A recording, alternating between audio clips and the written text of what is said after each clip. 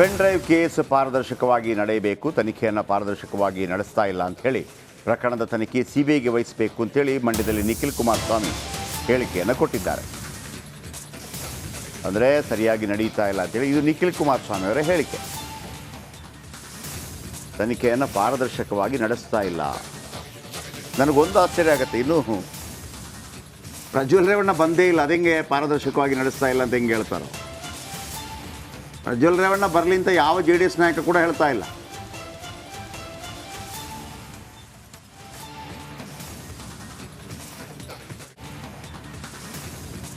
Pen drive ವಿಚಾರವಾಗಿ ಈಗಾಗಲೇ ರಾಜ್ಯ ಸರ್ಕಾರ SITಯನ್ನು ರಚನೆ ಮಾಡಿದ್ದಾರೆ.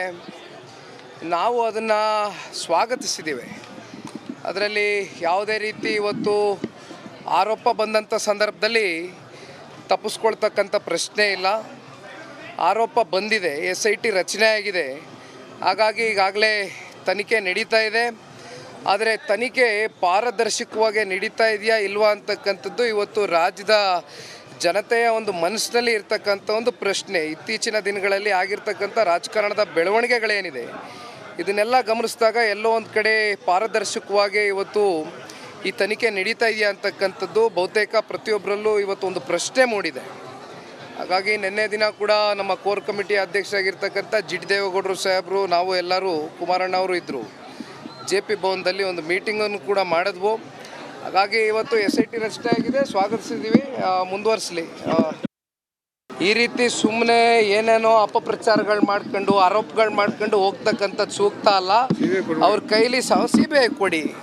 ಇಲ್ಲ ನಿಮಗೆ SIT ಮೇಲೆ ನಂಬಿಕೆ ಇಲ್ಲ ಅಂದರೆ, ನಿಮಗೆ ಸ್ಟೇಟ್ ಇನ್ವೆಸ್ಟಿಗೇಷನ್ ಮೇಲೆ ನಂಬಿಕೆ ಇಲ್ಲ ಅಂದರೆ ಸೆಂಟ್ರಲ್ ಬ್ಯೂರೋ ಕೊಡಿ.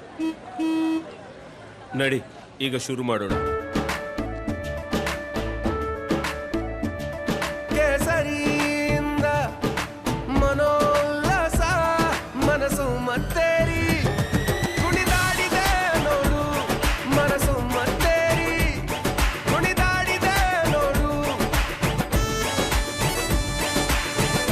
ಕ್ಷಣ ಕ್ಷಣವೂ ಆಚರಿಸಿ ಕೇಸರಿ ಹಬ್ಬ. ವಿಮಲ್ ಬಾಯಲ್ಲಿ ಹೇಳಿ ಕೇಸರಿ. CBI ಕೊಡಿ, ಕೂಲಂಕುಷವಾಗಿ ತನಿಖೆ ಆಗಲಿ. ಇಲ್ಲ ನೀವು ಮಾಡೋದಿದ್ರೆ ಪಾರದರ್ಶಕವಾಗಿ ತನಿಖೆ ಮಾಡಿ, ಇಲ್ಲಾಂದರೆ CBI ಕೈಗೆ ವರದಿ ವಾಪಸ್ಬಿಡಿ, ಅಷ್ಟೇ. ತನಿಖೆ ಅವ್ರು ಮಾಡಲಿ. ನಮಸ್ಕಾರ, ಕರ್ನಾಟಕ ಪ್ರೈಮ್ ಟೈಮ್ಗೆ ಸ್ವಾಗತ. ನಾನು ಜಯಪ್ರಕಾಶ್ ಶೆಟ್ಟಿ. ಇಡೀ ಕರ್ನಾಡು ಇವತ್ತು ರೆಬೆಲ್ ಆಗಿ ನಿಂತಿದೆ.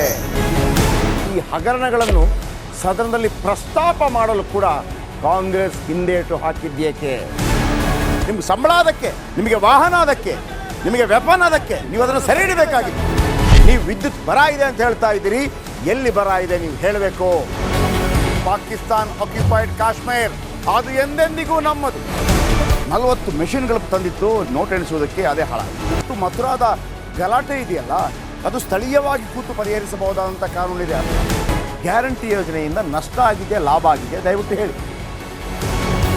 Dawood Ibrahim most wanted criminal ಯಾವಾಗಾದ ಅಂದರೆ ಇಲ್ಲಿ ತನಕ ಭಾರತ ದೇಶದಲ್ಲಿ ಓರ್ವ ದಲಿತ ಪ್ರಧಾನಿಯಾದಂಥ ಇತಿಹಾಸವೇ ಇಲ್ಲ. ರಿಪಬ್ಲಿಕ್ ವರ್ಲ್ಡ್ ಆಪ್ ಇದು ಕೇವಲ ಅಪ್ಲಿಕೇಶನ್ ಅಲ್ಲ, ಸಮಗ್ರ ಸುದ್ದಿಗಳ ಸಂಪರ್ಕ ಮಾರ್ಗಕ್ಕೆ ಕ್ರಾಂತಿಕಾರಿ ಬದಲಾವಣೆ. ರಿಪಬ್ಲಿಕ್ ವರ್ಲ್ಡ್ ಆಪ್ ಕೇವಲ ಸುದ್ದಿ ಅಪ್ಲಿಕೇಶನ್ ಅನ್ನ ಪರಿಚಯ ಮಾಡ್ತಾ ಇಲ್ಲ, ಬದಲಾಗಿ ಡಿಜಿಟಲ್ ಸುದ್ದಿ ಬಳಕೆಯ ಹೊಸ ಯುಗಕ್ಕೆ ನಾಂದಿ ಹಾಡ್ತಾ ಇದೆ. ಇದೊಂದು ಬ್ರೇಕಿಂಗ್ ನ್ಯೂಸ್, ಪ್ರಭಾವಶಾಲಿ ಕಾರ್ಯಕ್ರಮಗಳಿಗೆ ಗಟ್ಟಿಯಾದ ವೇದಿಕೆ. ರಿಪಬ್ಲಿಕ್ ವರ್ಲ್ಡ್ ಅಪ್ಲಿಕೇಶನ್ ಈಗ ಲೈವ್ ಆಗಿದೆ. ಗೂಗಲ್ ಪ್ಲೇ ಸ್ಟೋರ್ ಮತ್ತು ಆಪಲ್ ಆಪ್ ಸ್ಟೋರ್ ಎರಡರಲ್ಲೂ ಲಭ್ಯವಿದೆ. ಈಗಲೇ ಡೌನ್ಲೋಡ್ ಮಾಡಿ.